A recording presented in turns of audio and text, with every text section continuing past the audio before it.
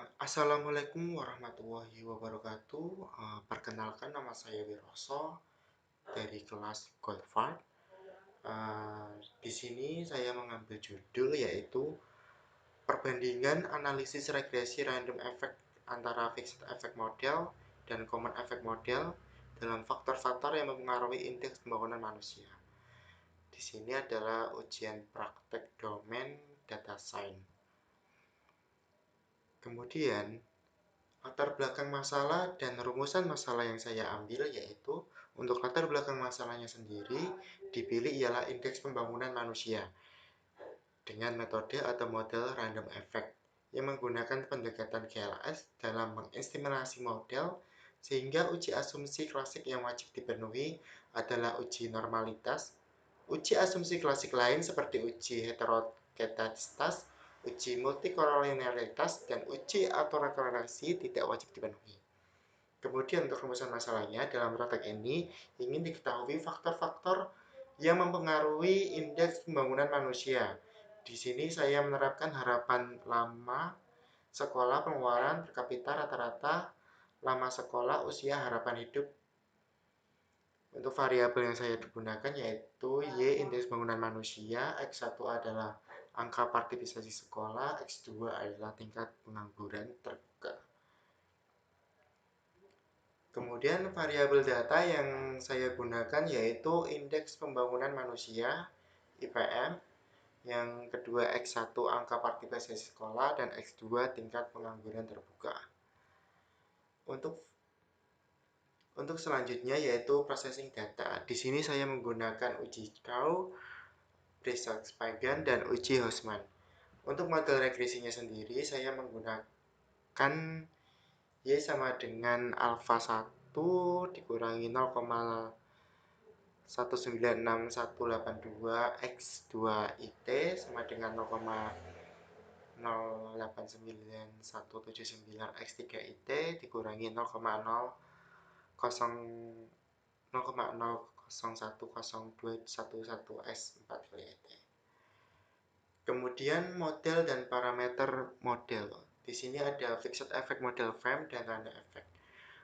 Di sini untuk programnya sendiri saya menyiapkan library terlebih dahulu. Kemudian ada data preparation. Di sini ada overview. Dalam praktek ini digunakan faktor-faktor mempengaruhi indeks pembangunan manusia. Di sini saya gunakan import data content and files dulu. Kemudian di sini ada uji Cow. Uji Cow digunakan untuk memilih model terbaik untuk analisa regresi antara fixed effect model FM dan common effect model CHAM. Hipotesisnya sendiri yaitu H0 sama dengan model CHAM dan H1 sama dengan model FRAME. Jika H0 ditolak, jika p-value kurang dari 0,05. Kemudian untuk commonnya sendiri di sini ada common PLM, kemudian saya menggunakan data statistik ya. Pada hasil di atas mendapatkan p-value kurang lebih 0,5, maka dapat dibuat keputusan tolak 0. Oleh karena itu model FEM lebih baik digunakan daripada model CM. Kemudian di sini saya menggunakan model Houseman dan juga model Bristow-Spigen. Kemudian di dalam model Bristow-Spigen sendiri digunakan untuk menentukan apakah ada efek waktu individu dan tidak ada efek apapun dalam model. Jika H0 tidak terdapat efek dan H1 terdapat efek. Kemudian uji Bristow-Spigennya sendiri di sini kita bisa lihat dalam random efeknya. Di sini dapat dihasilkan karena p-value yang dihasilkan kurang lebih 0,5, dapat disimpulkan bahwa terdapat efek dua arah pada model yang akan terbentuk menggunakan RAM. Namun, pengujian efek perlu dilanjutkan untuk mengetahui terkait efek yang mempengaruhi secara detail dengan menguji efek individual dan efek waktu. Di sini ada pembuatan modelnya. Untuk pembuatan model di sini dengan model random effect dengan efek cross section atau individual. Kemudian dilakukan uji signifikan variabel pada model sebagai berikut. Di sini ada uji model 2-nya.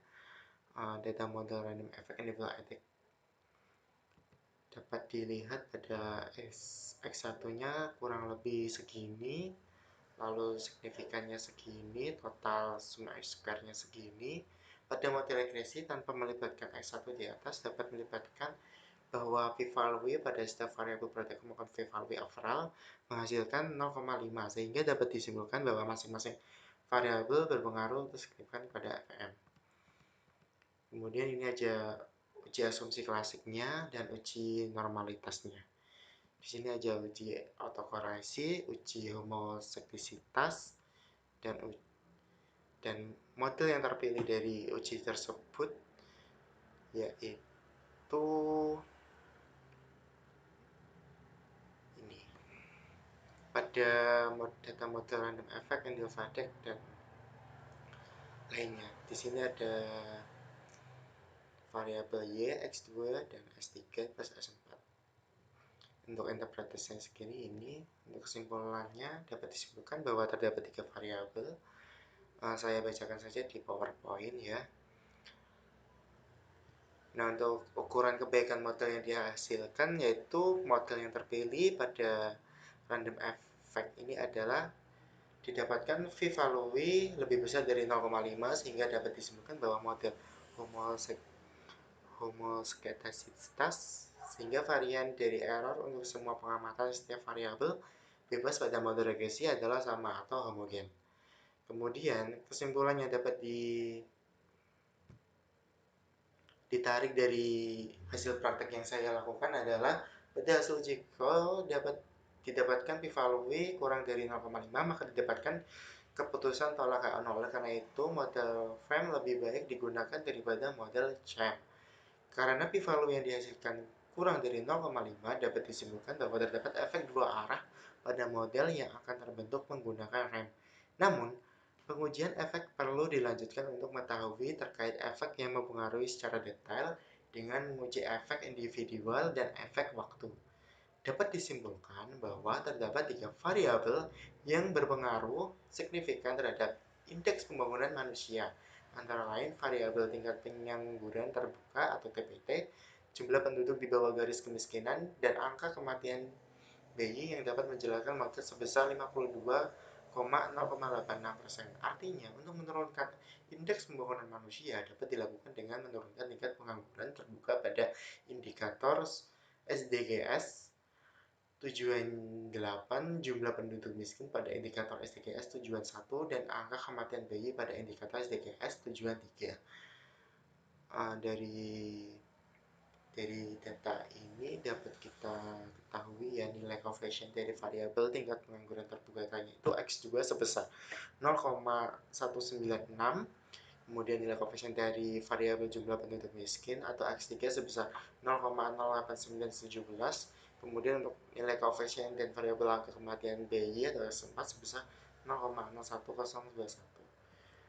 Nah, di sini ada hasil pengujian autokorelasi didapatkan p-value kurang lebih 0,5. Ini dapat disimpulkan juga di sini. Sekian dari ujian praktek yang saya lakukan dengan menggunakan indeks pembangunan manusia, menggunakan